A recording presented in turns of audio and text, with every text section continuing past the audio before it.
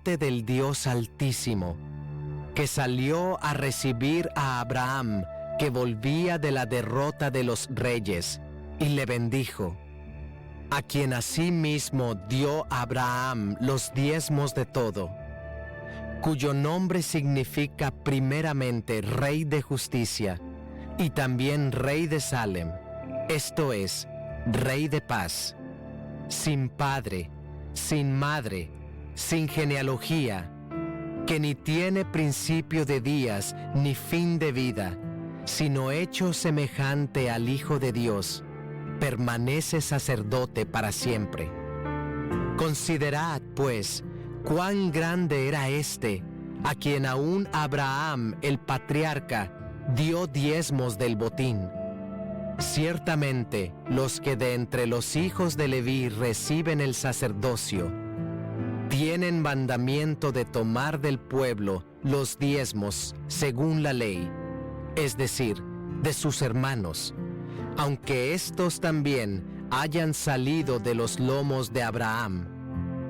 Pero aquel cuya genealogía no es contada de entre ellos, tomó de Abraham los diezmos y bendijo al que tenía las promesas, y sin discusión alguna, el menor es bendecido por el mayor. Y aquí ciertamente reciben los diezmos hombres mortales, pero allí uno de quien se da testimonio de que vive. Y por decirlo así, en Abraham pagó el diezmo también Leví, que recibe los diezmos, porque aún estaba en los lomos de su padre cuando Melquisedec le salió al encuentro. Si pues la perfección fuera por el sacerdocio levítico, porque bajo él recibió el pueblo la ley, ¿qué necesidad habría aún de que se levantase otro sacerdote, según el orden de Melquisedec, y que no fuese llamado según el orden de Aarón? Porque cambiado el sacerdocio, necesario es que haya también cambio de ley. Y aquel de quien se dice esto es de otra tribu, de la cual nadie sirvió al altar. Porque manifiesto es que nuestro Señor vino de la tribu de Judá, de la cual nada habló Moisés tocante al sacerdocio. Y esto es aún más manifiesto, si a semejanza de Melquisedec se levanta un sacerdote distinto, no constituido conforme a la ley del mandamiento acerca de la descendencia, sino según el poder de una vida indestructible, pues se da testimonio de él. Tú eres sacerdote para siempre, según el orden de Melquisedec. Queda pues abrogado el mandamiento anterior a causa de su debilidad e ineficacia, pues nada perfeccionó la ley, y de la introducción de una mejor esperanza, por la cual nos acercamos a Dios. Y esto no fue hecho sin juramento, porque los otros ciertamente sin juramento fueron hechos sacerdotes, pero este, con el juramento del que le dijo, juró el Señor y no se arrepentirá, tú eres sacerdote para siempre, según el orden de Melquisedec. Por tanto, Jesús es hecho fiador de un mejor pacto. Y los otros sacerdotes llegaron a ser muchos, debido a que por la muerte no podían continuar. Mas este, por cuanto permanece para siempre, tiene un sacerdocio inmutable, por lo cual puede también salvar perpetuamente a los que por él se acercan a Dios, viviendo siempre para interceder por ellos. Porque tal sumo sacerdote nos convenía, santo, inocente, sin mancha, apartado de los pecadores y hecho más sublime que los cielos, que no tiene necesidad cada día como aquellos sumos sacerdotes, de ofrecer primero sacrificios por sus propios pecados y luego por los del pueblo, porque esto lo hizo una vez para siempre, ofreciéndose a sí mismo. Porque la ley constituye sumos sacerdotes a débiles hombres, pero la palabra del juramento posterior a la ley, al Hijo, hecho perfecto para siempre. Capítulo 8. El mediador de un nuevo pacto. Ahora bien, el punto principal de lo que venimos diciendo es que tenemos tal sumo sacerdote, el cual se sentó a la diestra del trono de la majestad en los cielos, ministro del santuario y de aquel verdadero tabernáculo que levantó el Señor y no el hombre.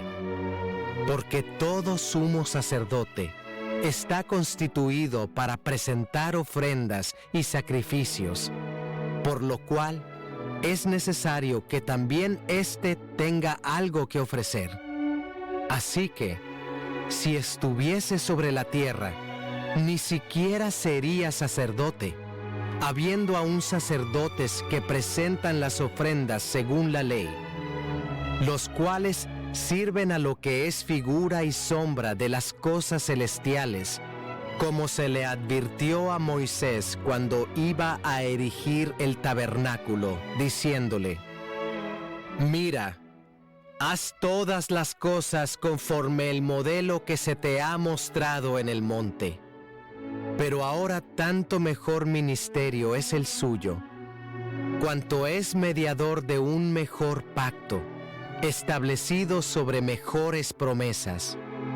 Porque si aquel primero hubiera sido sin defecto, ciertamente no se hubiera procurado lugar para el segundo.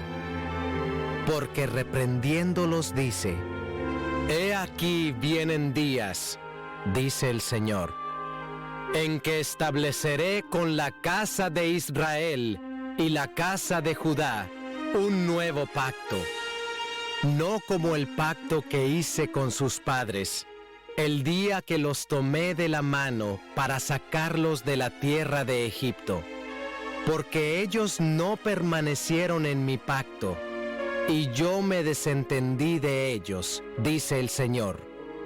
Por lo cual, este es el pacto que haré con la casa de Israel. Después de aquellos días, dice el Señor, pondré mis leyes en la mente de ellos, y sobre su corazón las escribiré. Y seré a ellos por Dios, y ellos me serán a mí por pueblo. Y ninguno enseñará a su prójimo, ni ninguno a su hermano, diciendo: Conoce al Señor, porque todos me conocerán, desde el menor hasta el mayor de ellos, porque seré propicio a sus injusticias, y nunca más me acordaré de sus pecados y de sus iniquidades. Al decir nuevo pacto, ha dado por viejo al primero, y lo que se da por viejo y se envejece, está próximo a desaparecer. Capítulo 9. Ahora bien, aún el primer pacto tenía ordenanzas de culto y un santuario terrenal, porque el tabernáculo estaba dispuesto así. En la primera parte, llamada el lugar santo, estaban el candelabro, la mesa y los panes de la proposición. Tras el segundo velo estaba la parte del tabernáculo llamada el lugar santísimo, el cual tenía un incensario de oro y el arca del pacto cubierta de oro por todas partes, en la que estaba una urna de oro que contenía el maná, la vara de Aarón que reverdeció y las tablas del pacto, y sobre ella los querubines de gloria que cubrían el propiciatorio, de las cuales cosas no se puede ahora hablar en detalle. Y así dispuestas estas cosas, en la primera parte del tabernáculo entran los sacerdotes continuamente para cumplir los oficios del culto. Pero en la segunda parte, solo el sumo sacerdote una vez al año, no sin sangre, la cual ofrece por sí mismo y por los pecados de ignorancia del pueblo, dando el Espíritu Santo a entender con esto que aún no se había manifestado el camino al lugar santísimo, entre tanto que la primera parte del tabernáculo estuviese en pie, lo cual es símbolo para el tiempo presente, según el cual se presentan ofrendas y sacrificios que no pueden hacer perfecto, en cuanto a la conciencia, al que practica ese culto, ya que consiste solo de comidas y bebidas, de diversas abluciones y ordenanzas acerca de la carne, impuestas hasta el tiempo de reformar las cosas.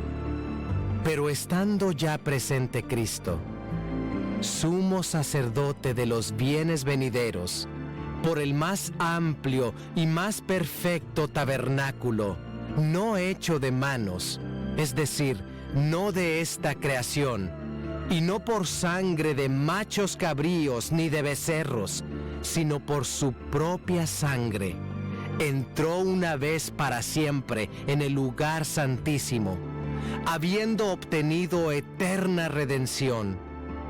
Porque si la sangre de los toros y de los machos cabríos y las cenizas de la becerra rociadas a los inmundos santifican para la purificación de la carne, cuánto más la sangre de Cristo, el cual, mediante el Espíritu Eterno, se ofreció a sí mismo sin mancha a Dios, limpiará vuestras conciencias de obras muertas para que sirváis al Dios vivo.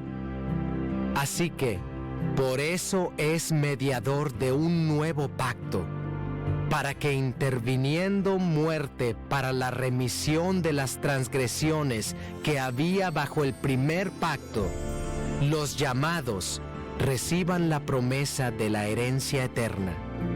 Porque donde hay testamento, es necesario que intervenga muerte del testador, porque el testamento con la muerte se confirma, pues no es válido entre tanto que el testador vive, de donde ni aun el primer pacto fue instituido sin sangre, porque habiendo anunciado Moisés todos los mandamientos de la ley a todo el pueblo, tomó la sangre de los becerros y de los machos cabríos, con agua, lana escarlata e hisopo, y roció el mismo libro y también a todo el pueblo, diciendo: Esta es la sangre del pacto que Dios os ha mandado. Y además de esto, roció también con la sangre el tabernáculo y todos los vasos del ministerio. Y casi todo es purificado, según la ley, con sangre, y sin derramamiento de sangre no se hace remisión. El sacrificio de Cristo quita el pecado. Fue pues necesario que las figuras de las cosas celestiales fuesen purificadas así, pero las cosas celestiales mismas con mejores sacrificios que estos, porque no entró Cristo en el santuario hecho de mano, figura del verdadero, sino en el cielo mismo, para presentarse ahora por nosotros ante Dios, y no para ofrecerse muchas veces, como entra el sumo sacerdote en el lugar santísimo cada año con sangre ajena. De otra manera, le hubiera sido necesario padecer muchas veces desde el principio del mundo.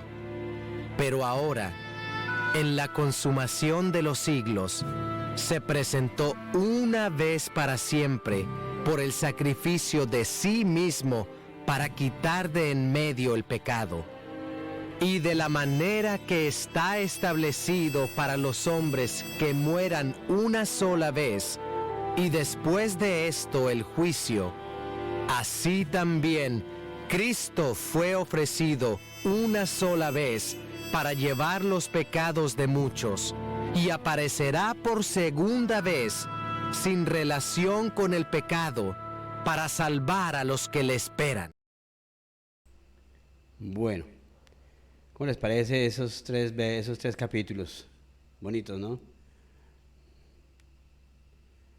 Sí, hermano Carlos, y también habla similitud con lo que hemos estado viendo, ¿no? Amén, sí, esa es la idea que tenemos de ver esto de Hebreos, ¿cierto? La idea que teníamos con Javier fue de que ustedes vean que esto está hablado también en el Nuevo Testamento, en lo que llaman Nuevo Testamento, sí, que no es que Pablo esté hablando de que se haya abolido algo. Pablo está diciendo fue que hay cosas que ya estuvieron cumplidas, ¿sí? Y que sin derramamiento de sangre no hay remisión.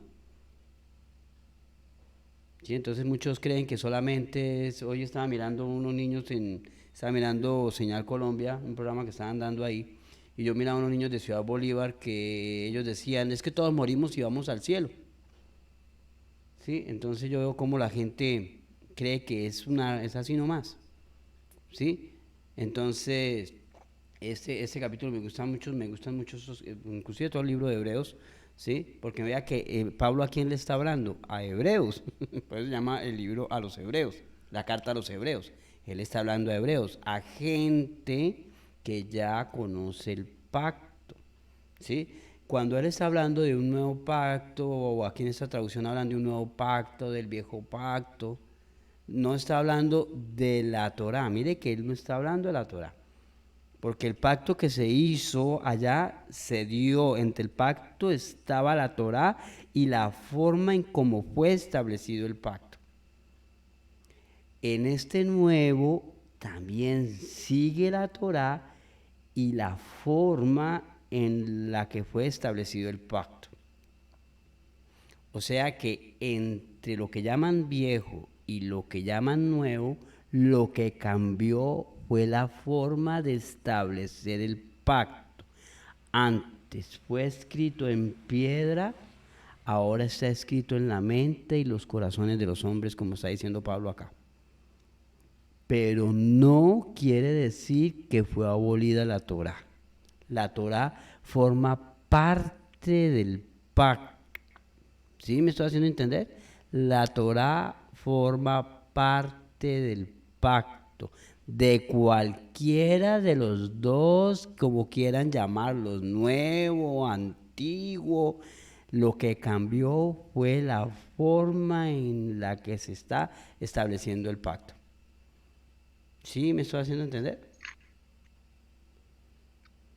Sí, o sea que sí, sí lo entendí, o sea que la Torá sigue cumpliendo su tarea.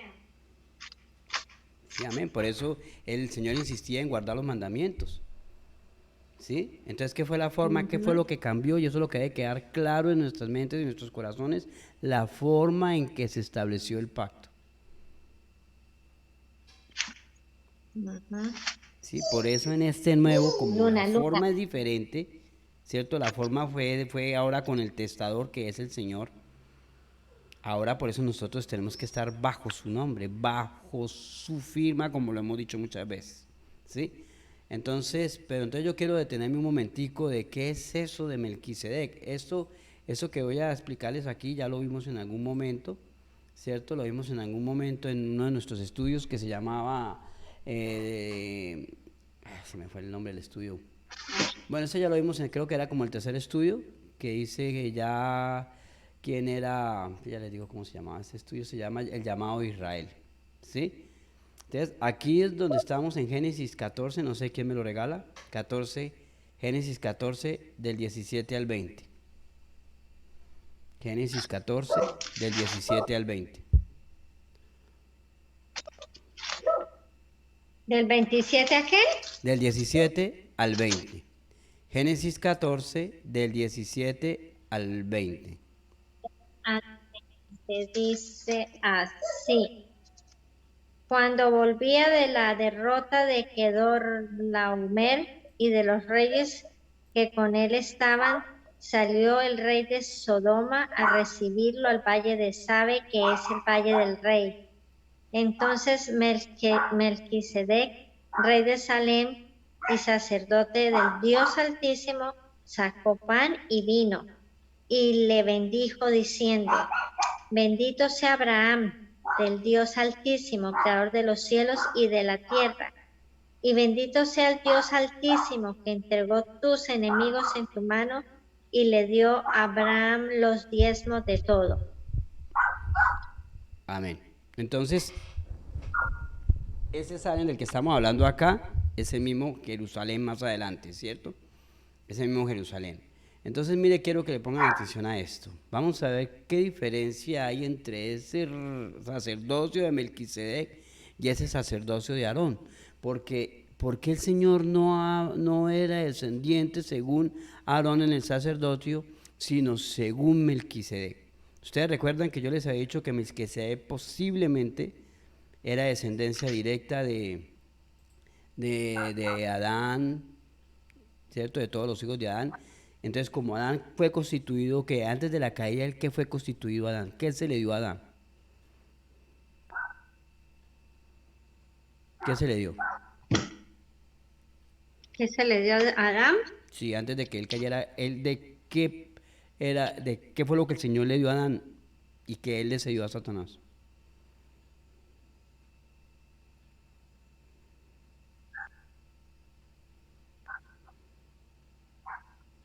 No me acuerdo. Él le dio el reinado, el señorío sobre la tierra. Y él era el mediador entre él y la tierra. O sea, a la vez era rey y sacerdote. No es que él constituyó nuevos reyes y sacerdotes. Él nos constituyó desde el principio así. Lo que pasa es que desafortunadamente el hombre le cedió el reinado a Satanás y por eso más adelante el Señor en la que estableció en la instrucción, él no permitía que los sacerdotes fueran reyes. Y los reyes tenían prohibido ejercer el sacerdocio. Entonces por eso muchos dicen, pero ¿cómo así que el Mesías vino ahora a ser el rey y ser el sacerdote si eso está prohibido en la Torá? Por eso la palabra y Pablo lo aclara aquí que tiene que ser según el rito de Melquisedec. Entonces vimos que este Melquisedec, al ser el descendiente, era aún el sacerdote de la tierra. Era aún el sacerdote. Y por eso él vino y le dio el diezmo de todo. ¿Qué es lo que pasa? Que la palabra del Señor no se dice, no se habla mucho de él. No se dice de quién será Melquisedec, ¿sí? Solamente está en este verso. ¿Sí? Existen muchas pocas referencias bíblicas. El otro que habla de esto, como lo acabamos de leer, es en Hebreos capítulo 7. ¿Sí? Entonces no hay muchas referencias para hablar de Melquisedec. ¿Sí? Entonces en el 7, como lo leímos ahorita, dice: y Melquisedec, rey de Salem y sacerdote del Dios Altísimo. Mire, y Melquisedec, rey de Salem y sacerdote del Dios Altísimo. O sea, él aquí es un sacerdote, ¿cierto? Voy a ver si alcanzo a poner allá el cursor para que ustedes lo vean. Él aquí es un sacerdote antes de Aarón, antes de lo que el Señor estableció cuando hizo el templo. Aquí ya está hablando de un sacerdote eterno, un sacerdocio que es para siempre. Por eso la palabra ya claro, y Pablo insiste en aclarar que es sacerdote según el rito de Melquisedec. Porque si fuera sacerdote según el rito de Aarón, Yeshua no cumplía los requisitos para ser sacerdote.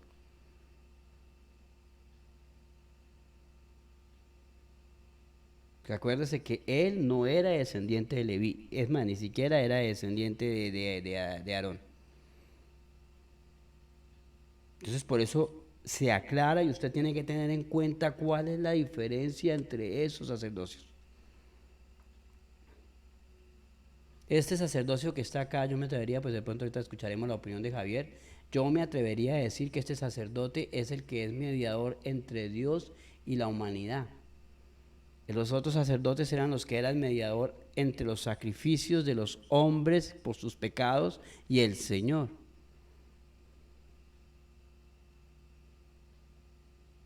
Entonces aquí, ¿qué es lo que está haciendo Abraham?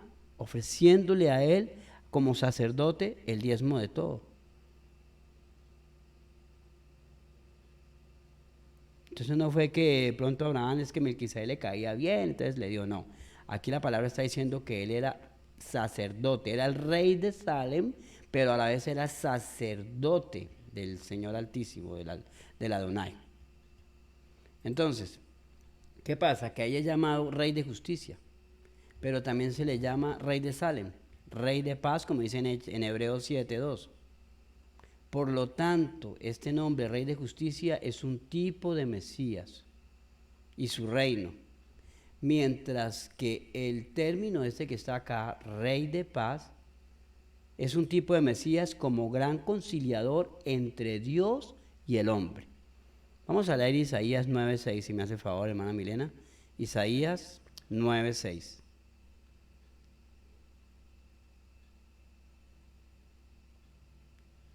Isaías 9:6. Ya voy llegando.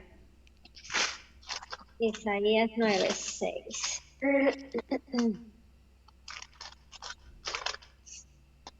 Ok, dice así, 9:6 dice. Porque un niño nos es nacido, hijo nos es dado, y el principado sobre su hombro. Y se llamará su nombre admirable, consejero, Dios fuerte, Padre eterno, príncipe de paz. Bueno, entonces ahí está en Isaías también esa profecía. Entonces miren, porque este Melquisedec, vamos otra vez a Hebreos 7, 1, 2, dice, porque este Melquisedec, rey de Salem, sacerdote del Dios Altísimo, o sea, Pablo está refiriéndose al libro del Génesis, que salió a recibir a Abraham, que volvía de la derrota de los reyes, no de la derrota de él, sino, acuérdense que él derrotó a los reyes, ¿no? Y él traía el botín y lo que ofreció fue el diezmo de todo el botín, ¿cierto?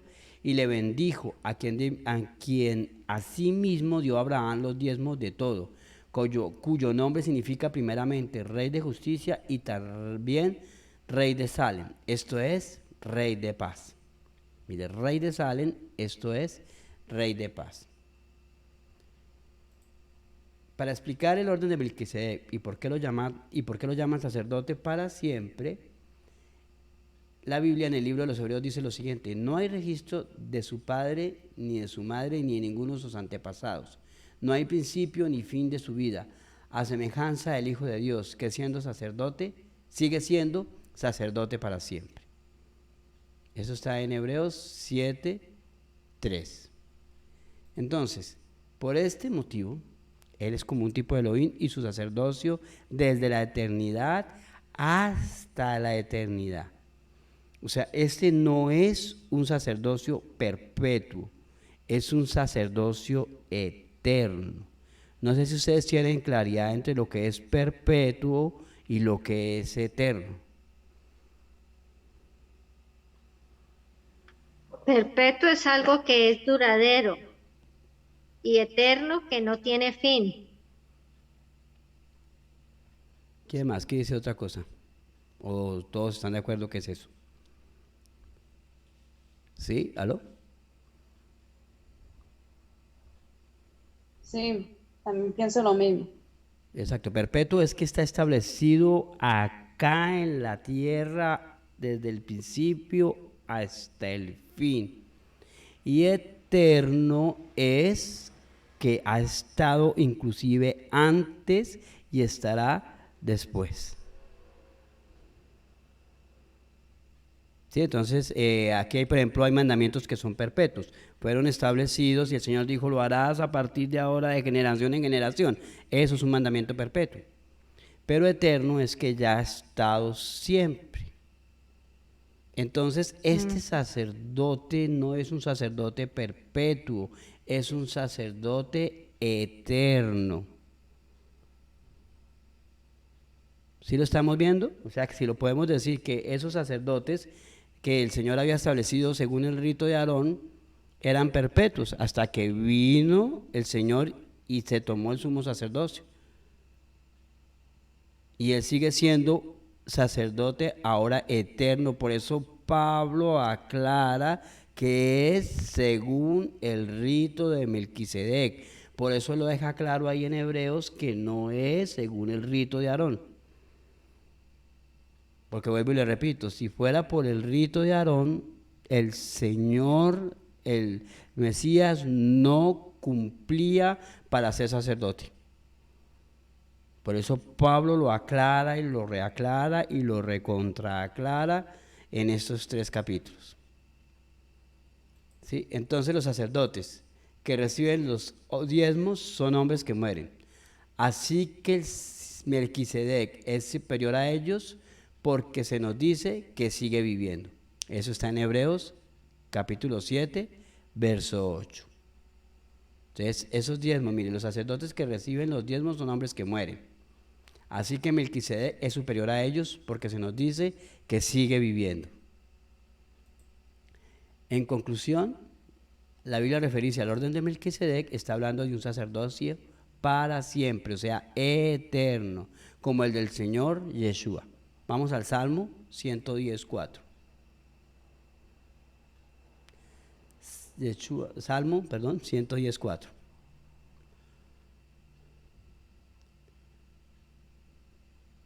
A ver quién me lo regala. Salmo 110:4.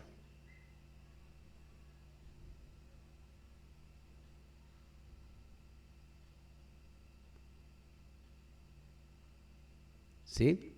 ¿A quién me lo regala? Ya voy llegando, hermano Carlos. 110:4. Nancy, ya llegué aquí. 110:4 dice así. Ok.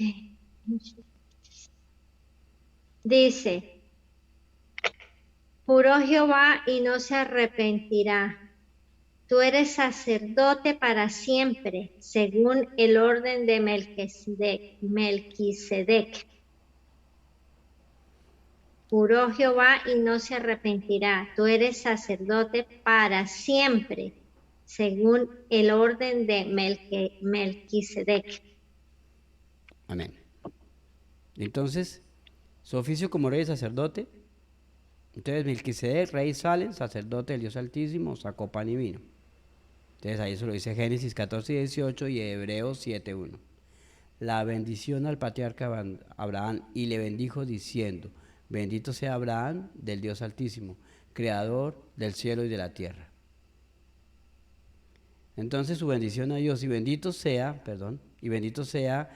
el Dios Altísimo que entregó tus enemigos en tu mano y le dio a Abraham los diezmos de todo. Entonces su aceptación de los diezmos de Abraham, por aquel cuya genealogía no es contada de entre ellos, tomó de Abraham los diezmos y bendijo al que tenía las promesas. Eso está en Hebreos 7:6, en Hebreos 7:2 y 4, en Génesis 14 y 20. ¿Sí? Entonces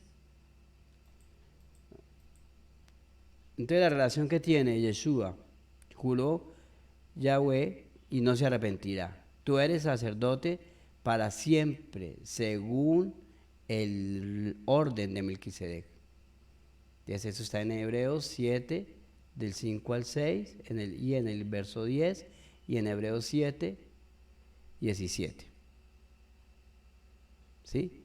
Entonces su sacerdocio, vuelvo y lo repito, es eterno, sin padre, sin madre, sin genealogía, que ni tiene principio de días, ni de fin de vida, sino hecho semejante al Hijo del Señor, permanece sacerdote para siempre.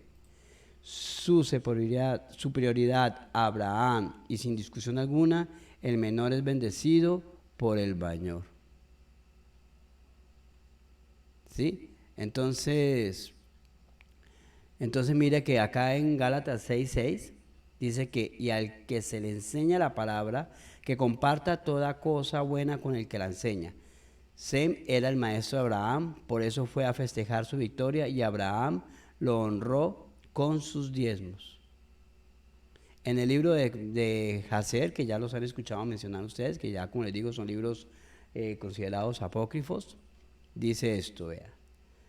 Y Adonisedec, rey de Jerusalén, que es Sem, fue junto con sus hombres a ver a Abraham y a su gente, con pan y vino, y permanecieron juntos en el valle de Melec. Y Adonisedec bendijo a Abraham, y Abraham le dio el diezmo de todo lo que había traído del botín de sus enemigos, porque Adonisedec era un sacerdote delante de Dios. ¿Sí? Entonces, esa es la diferencia entre el sacerdocio de Aarón, ¿sí?, y el sacerdocio según Melquisedec. No sé si Javier nos quisiera complementar alguna cosa sobre eso del sacerdocio de Melquisedec.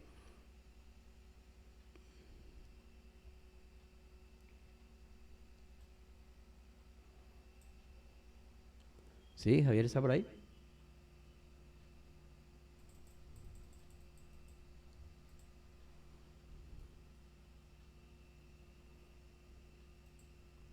Sí, aló. Parece que no tiene internet, ¿será?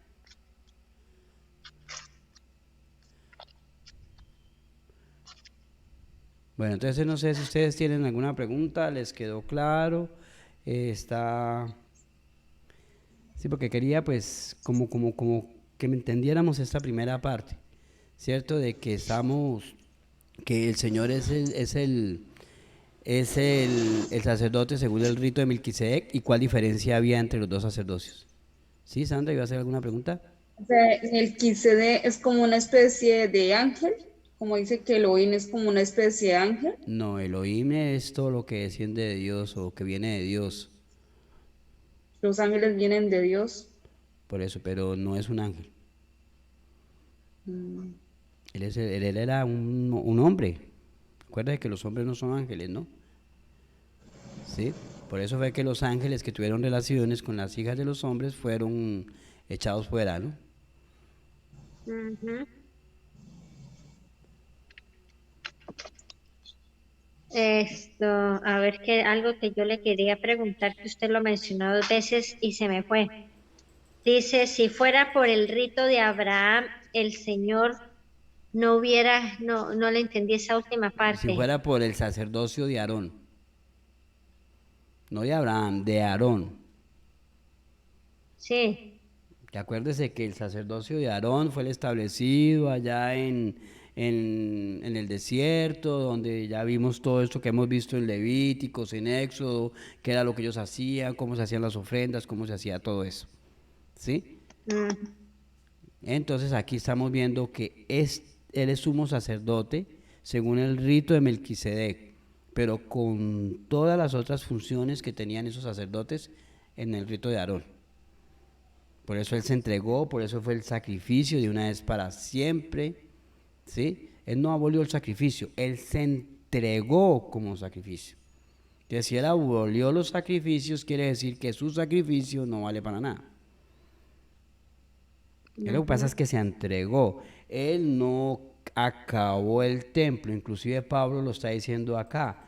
Él no acabó con el templo. Lo que pasa es que ahora no es una construcción de piedra, porque acuérdese que lo que cambió del pacto fue la forma en cómo se iba a establecer.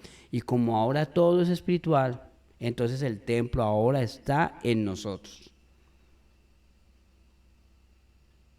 Pero el templo sigue estando ahí, el lugar santísimo sigue estando ahí. Lo que pasa es que ya no es un lugar de piedra. sí. Entonces, si nosotros abolimos todo eso, entonces el Señor no existe. O sea, no tendría sentido nada de lo que el Señor hizo por nosotros. Sí, ahora no sé si Javier ahora sí nos escucha para que no sé si nos quiere aportar alguna cosa. Aló, aló, ¿me escuchan? Sí, ahora sí lo escuchamos, sí, señor. Aló. Sí, sí le Y es oímos. que, no sé, les he escuchado recortado una gran parte de la charla, les he escuchado recortado una parte sí, otra parte no. Y a veces le invitamos a una activa. Sí, pues muy interesante y qué bueno que las hermanas, pues, reconozcan que hay la relación entre lo que estamos haciendo en la Parashá con el estudio este, porque la idea es esa. La idea es ver cómo hay una unidad y cómo hay un complemento en la Torá y en el Brit Hadashah. O sea, prácticamente lo que Yeshua fue darle cumplimiento a lo que ya estaba escrito en la Torá. Y lo que cuentan los evangelios y las cartas apostólicas y todo el Nuevo Testamento es prácticamente anunciar cómo Yeshua hizo ese cumplimiento. Y ahí está claro, o sea, hay dos tipos de sacerdocios. El sacerdocio eterno, que es fundado por el Eterno, desde el inicio, desde su eternidad está, y Yeshua pertenece a ese sacerdocio eterno, que es según el orden de Melquisedec. Y está el sacerdocio que el Eterno le dispuso a Moshe, a Moisés, a través de la tribu de Leví, que como lo decía en la carta de los Hebreos, era como figura de lo que iba a ser en el futuro con Yeshua. Ese sacerdocio, pues, ahí lo explicaron muy bien. Inició con Aarón, y presentó el santuario según el modelo del Eterno lo tenía en el cielo, y también presentó la forma de celebrar el servicio, pero ese sacerdocio no corresponde al mismo sacerdocio de Yeshua, no es el mismo sacerdocio, o sea, ¿por qué? Porque el de Yeshua es eterno, mientras este no es eterno. Entonces, este sacerdocio, además, Yeshua, este sacerdocio, perdón, era asignado a la tribu de Leví. Ellos eran los designados para ejercer el servicio de sacerdotal. Y Yeshua era la tribu de Judá, Entonces no correspondería. Pero sí es sacerdote, ¿por qué? Porque lo dice ahí ya en los textos bíblicos que hemos leído, en Salmos, en Hebreos, en el Antiguo Testamento se han leído varios textos bíblicos donde muestra cuál tipo de sacerdocio es el de Yeshua, que es más perpetuo, que es más eterno, perdón, que es más radical, más fundamental. Entonces es interesante que estudiamos la carta de los Hebreos para darnos cuenta de ese cumplimiento de las promesas del Eterno y cómo es que se aprecia o cómo es que se entiende el sacerdocio ya en el nuevo pacto, en el pacto renovado. Entonces, qué bueno que sigamos leyendo la carta de los Hebreos para complementar y entender lo que estamos leyendo en la Parashá, en el libro de Levítico en este momento.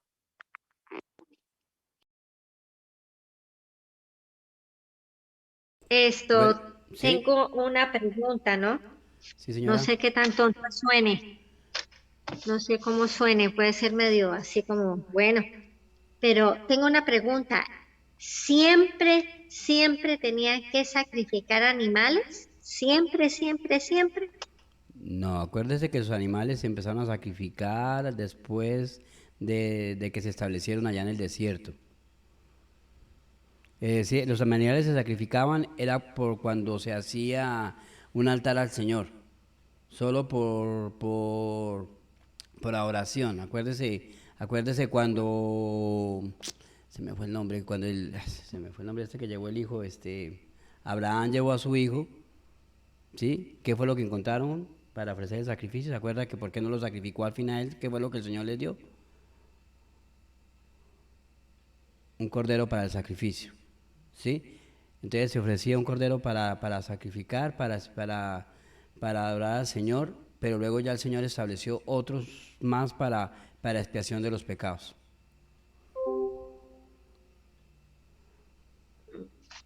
Sí, sí que voy a contestar la pregunta, mi hermana Milena.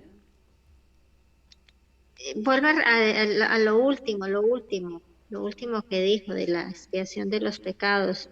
Por eso, lo que hemos estado viendo que se hizo en Éxodo, en Levíticos, todo eso, eso se estableció Sí. después y ya se establecieron otros sacrificios y otros motivos por el que se debía sacrificar animales. ¿Cierto? Porque sin sangre no hay expiación. sin sangre no hay expiación. No lo olvide. Por eso es importante el sacrificio de Yeshua ahí en la cruz.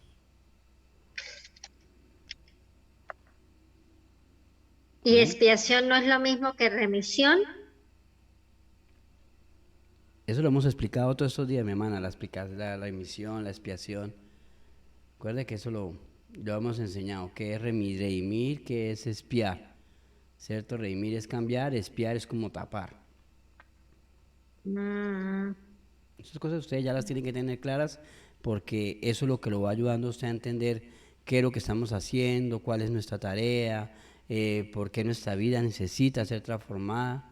Por eso es aquí donde vuelvo y les insisto en que es importante que ustedes se postren, que ustedes oren, porque ustedes necesitan que eso que ya saben ahora les sea revelado. Porque el hecho de que ya lo tengan en sus mentes no quiere decir que ya tengan la revelación. Por eso es que nosotros insistimos en que no divaguen tanto, ¿cierto? En que no, cuando estamos en los temas, ustedes no se vayan como tanto para otros temas, sino que escudriñen, busquen, indaguen, ¿sí? Para que el Señor les dé la revelación de eso que estamos aprendiendo y que ustedes vayan avanzando y cada